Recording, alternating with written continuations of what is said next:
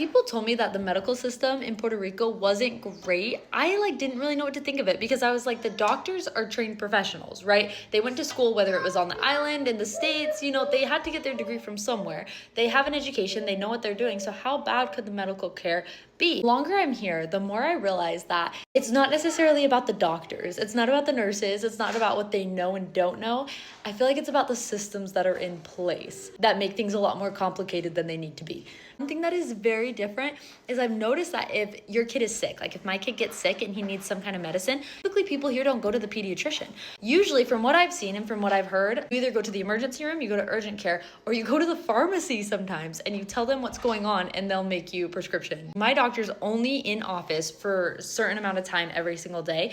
And if you need to go see her, you just kind of show up sometime during that time and hope that you can get in before she leaves for the day. I love my doctor. She's been really helpful. I have something that I'm trying to figure out. And so she referred me to a specialist. So I drove over to this hospital I'd never been to before. And I drove around forever trying to find parking. And there was tons of open parking, but it was all blocked off. And I was like, how do I get to this parking?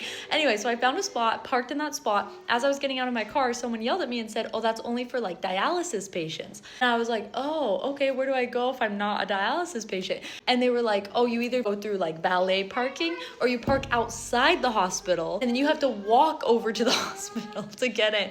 So I go through the valet parking and I was like, how much is it gonna be? And it was $5.58. I've never seen that in my life. I've seen valet parking for $5, $10. Usually if it's in cash, I feel like it's even no change process. But it was $5.58. Later, I learned that could be because of a certain tax, I guess, that some mayors have put on the cities here in Puerto Rico where they tax a certain amount per dollar.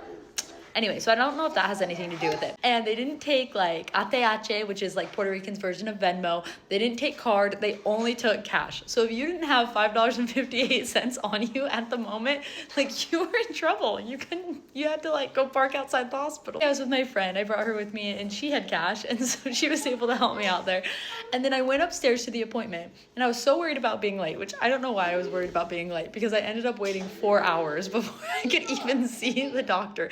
And there was nobody else in the office. I don't know what they're doing. I don't know what they're doing back there. I think the doctors are very well trained. I feel like the doctors are awesome. When I saw my specialty doctor the other day, she was fantastic. You're here with an incurable illness or with something that needs constant attention. How are you supposed to just wait for 5 hours when you're in pain or when you're suffering or when you're you have these issues and you can't call the doctor, you can't get a hold of them, the systems don't work?